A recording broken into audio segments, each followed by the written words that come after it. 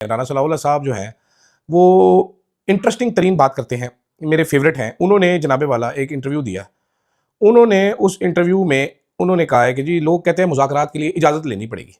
जब मिसाक़ इस्तेकाम पाकिस्तान की बात हुई तो वहाँ फ़ौजी क़यादत मौजूद थी। अब ये मिसाक़ इस्तेकाम पाकिस्तान है कौन-सा?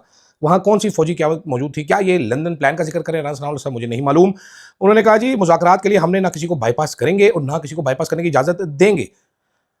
ये बड़ी इंटरेस्टिंग बात है राना सनाउल्लाह साहब की कि जी मुज़ाकरात तहरीक-ए-इंसाफ बारहा कहती है कि इस हुकूमत के पास इजाज़त नहीं है, इनके पास पावर नहीं है, जो कि सच्ची बात है, ये गलत बात नहीं है, ये सच्ची बात है। साथ-साथ जनाबे वाला डीजीआई एसपीआर साहब बामुकाबला सोहेल वड़ाई साहब। अब राना साहब इसमें क्या कहते हैं?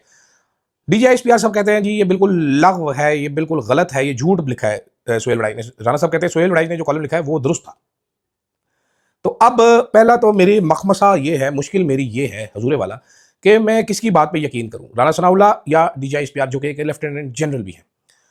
मैं इस पे इस नतीजे मैं इस नतीजे पर पहुंचा हूं क्योंकि मैं पहले कह चुका हूं कि मैं सोहेल वड़ाइच को उनकी तमाम तर चापलूसियों के बावजूद बेहतर समझता हूं, मोर क्रेडिबल समझता हूं डीजीआई एसपीआर से। और राना सनाउल्लाह साहब मेरे फेवरेट है, वो डीजीआई एसपीआर से कहीं ज्यादा क्रेडिबल है, मेरे लिए मोतबर है। तो मैं राना सनाउल्लाह साहब की बात को सही मानता हूं कि सोहेल वड़ाइच ने पूरा सच लिखा है, सारी बातें ठीक लिखी हैं।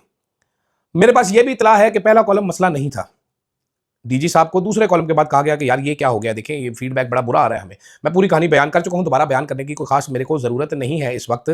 लेकिन आप समझे सही ज़रा क्या इंटरेस्टिंग सिचुएशन है कि राना सनाउल्लाह साहब जो कि वज़ीर-ए-आज़म के सियासी मुशीर हैं, सेनेट के उम्मीदवार हैं, सेनेट के जीतने के बाद ये वज़ारत दाखिला के उम्मीदवार होंगे, ये आगे खुल्लम खुल्ला कह रहे हैं, ये कहेंगे प्यार करेंगे तो खुल्लम खुल्ला, ये कह रहे हैं भाई ना हमें मुज़ाकरात की इजाज़त की ज़रूरत है, ना हम किसी को बाईपास करने देंगे।